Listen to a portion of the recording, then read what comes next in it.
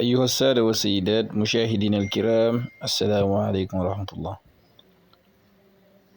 ñu continuer dars bi nga xamante ni moom lañ nekkoon muy première bi aqsaamul kalima. gisoon nañ al ismu, wax nañ leen baat ci arab yi, baat yi nekk ci arab ñaata lañ xaaj. ismu la tur ak fi'lu ak jëf muy verbe, ismu di nom ak li nga xamante ni moom mooy xarf. donc waxoon nañ leen ismu mooy loo xamante ni rab ak nit ak waaw lépp loo xam ne ak lu amul bakkan loo xam ne daal lay amal rapport. fi'lu moom mooy action, mooy jëf ji. waaw arfu nag, arfu waxoon nañ leen léegi nag ba léegi ñu ngi ci fi'lu, kon dugguñ ci arfu. léegi fi'lu boobu waxoon nañ fi'lu bi dafa xaaj ñetti xaaj: fi'lu maadi, mudaari ak amr. maadi mooy bu passé bi, mudaari mooy bi ñëw wala moo ngi xew, wala dina xew ci kanam.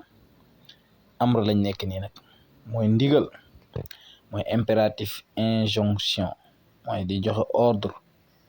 waaw mu ne al fi'lu amr huwa mooy moom ma dalla mooy loo xam ne tegtale na ala talabi amalin ci sàkku jëf fi zamanin mustaqbal ci période boo xamante ni futur la, maanaam période bi ñëw nekk siñ kanam.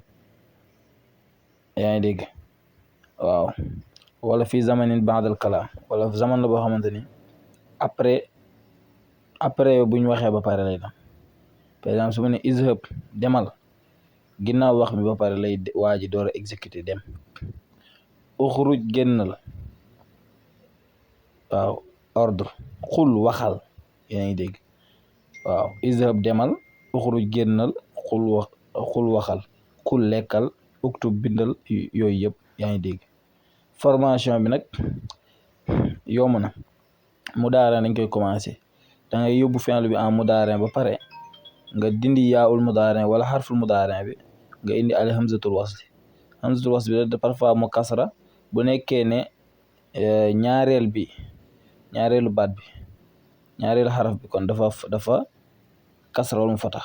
waaye wala bu dàmmoo, bu dee dafa dàmm nga dàmm alif ki, comme uxruj, xaraja yaxruju, uxruj, yaktubu, uktub. moo tax ñu ne bu dàmmee nga dàmm ay hamza gi, bu dàmmul nag nga kasra. voilà izhab, irji'. waaw gis ngeen, izhab ila fir'auna innahu tagha, ud'u ila sabili. léegi formation bi dinañ si gën a ñëw bu ngeen gën a am niveau, mais es bi li wax ji mooy nga xam la mooy fi'l amr, mooy fi'l boo xam ne day digale. waaw kon wax nañ la baat ci arab ñaata xaaj, ñett yi. al ismu jàll na, mooy tur bi.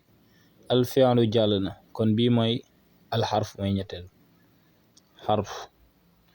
hiya al kalimatu lati mooy baat boo xam ne laa maana laha, du am maana mukk, illa ida kaanat lu dafa nekk fi jumlatin taam, lu dafa nekk ci jumla bu mat. waaw moom kenn kese du firi dara, kon donc foog mu ànd ak dara mu mën a firi dara. comme nga ne min, ñëw rek ne min, kenn du xam la mooy min. nga ñëw ne ilaa, ñëpp mënuñu wax ne ilaa mooy lan. fii déedéet ànd dara. mais boo ne zahaba Umaru ilal masjidi day am sens. zahaba dem na Umaru moo Umar ilal masjidi sa jàkka ja. maanaam ilaa bi day wane direction, mooy en français. Omar est parti à la mosquée. zahaba Umaru ilal masjidi. waaye xaraja Muhammad minal bayti, Muhammad génnee na ci kër gi. kon donc boo ko dugalee ci phrase da ngay gis ne day am sens, mais moom kenn kese mënul firi dara. loolu mooy xaraf. waaye nag namuñu ci xuruful hijaiya comme alif ba ta sa jim la, mais xuruf yaa ngi noonu comme xuruful jar yi danañ ci ñëw. xuruful nasb yeeg yi dugg ci fi'l yi ak yi dugg ci ism yi. waaw kon mu ngi noonu. wax nañ leen kalima baat ci arab ñett la: xaraf lay doon, wala ism, wala fi'l.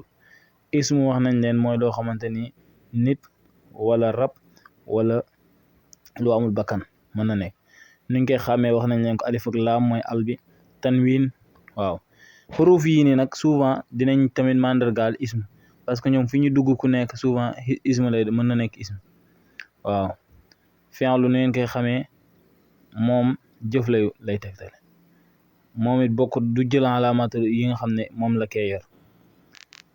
ismu yor maadi bi mabni lan al fathi daiman, après i'rab bi dinañ si ñëw mudaari marfon mën na nekk marfon bi nuunin marfon bi rafin bi hasfi harfi illa ak yooyu noonu yëpp alaamatu ta'nis yooyu tamit danay mandarga alaamatu ta'nis dinay mandargaal tamit ismu de fi'lu kon comme zahabat taa bi dinañ dégg waaw wax nañ leen tamit fi'l yi am na ay xaaj maadi bu passé bi mudaari bi présent bi wala buy ñëw si kanam wala bu dëgmal al amru mooy buy digal waaw incha allah dinañ gën a yaatal après yeneen dars yi su leen intéressé ngeen bind ci commentaire yi su laajee maas su ngeen amee problème si maas yi wax leen ko d'accord incha allah